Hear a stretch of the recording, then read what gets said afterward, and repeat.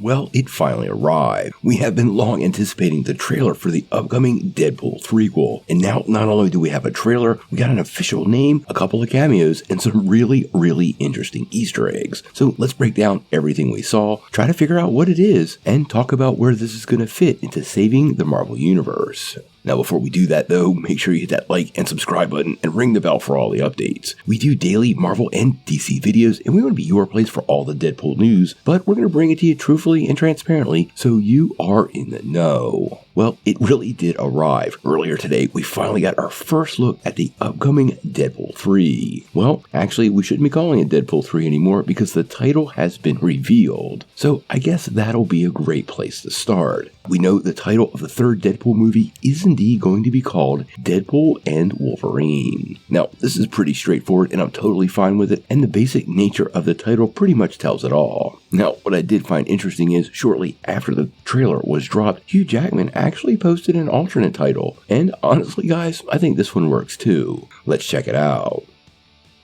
Now, it might be a little harder to sell merchandise with Wolverine and asshole on it, but I have to say I would totally buy it, and I think Hugh Jackman might actually be onto something. Now, the new title is great, but really what we want to talk about is what was revealed in the trailer. Now, honestly, I found the pacing, action, and everything about the trailer pretty awesome, and it's the first time I've walked away from an MCU trailer in a really long time with a fairly high level of excitement and a bit of wonder. So let's take a couple minutes to break down the trailer, its plot points, and some of the things that came out of it, including a couple very interesting Easter eggs.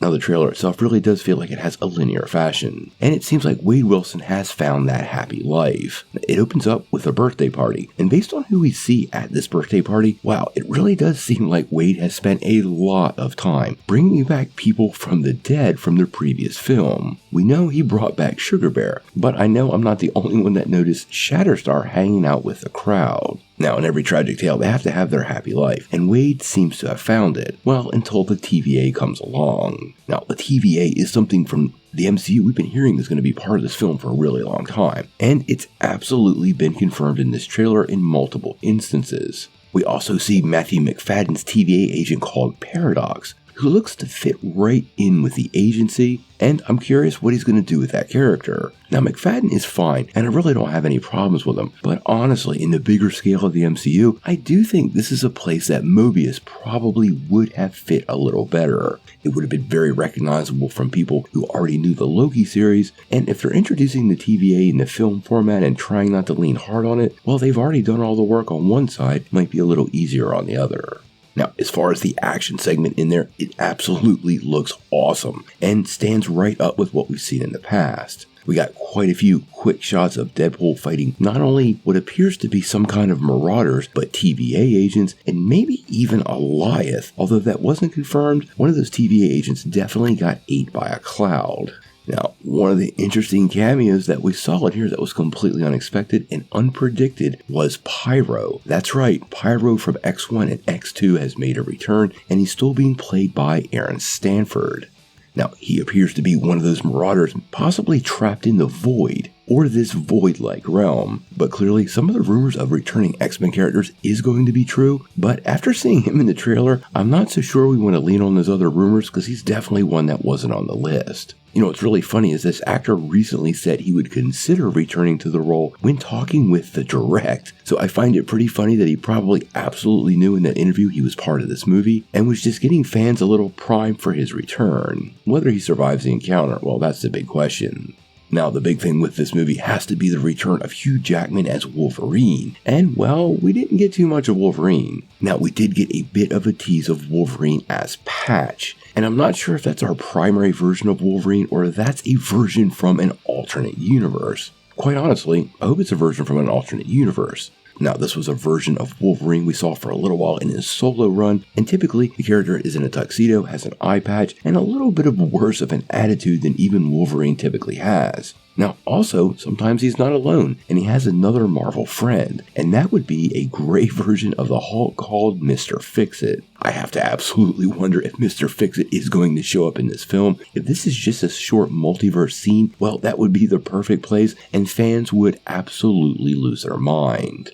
Now, Wolverine does show up at the end of the trailer, but we just get a short glimpse of him in the suit, but it seems to be enough to get fans buzzing. Now, the return of Hugh Jackman is going to be really, really big, and I totally see why Marvel is leaning into this a little more. Remember, guys, not everybody in the world follows this like we do and is on top of all the news. Marvel's going to work to get fans hyped, and the return of Hugh Jackman is going to get the attention of people far and wide, and this was probably just the first chapter. Now, there was one other really cool Easter egg that I'm not sure everybody saw, but you might have caught it at the end. Now, when you see Deadpool knock through that wall by Wolverine and crash into that 20th Century Fox logo, yes, that's what it was. Did you see the comic book laying on the ground next to Wade? Well, that is actually an issue of the 2015 run of Secret Wars. So not only is this a clue of possibly what version of Secret Wars Marvel Studios bringing to life, that seemed to be pretty obvious, but this seems like confirmation, but this movie is so meta that we are literally getting a Marvel comic inside a Marvel comic movie, taking it to an absolutely new level. Now, it's clear the multiverse shenanigans and time travel are going to be a huge aspect of this. Actually, when they were in that snowbound forest, I was getting Age of Ultron vibes. So I'm wondering if we are actually going to see him bounce not only between some Fox films, but also films within the Marvel Universe, leading to some possible cameos of past characters that nobody saw coming.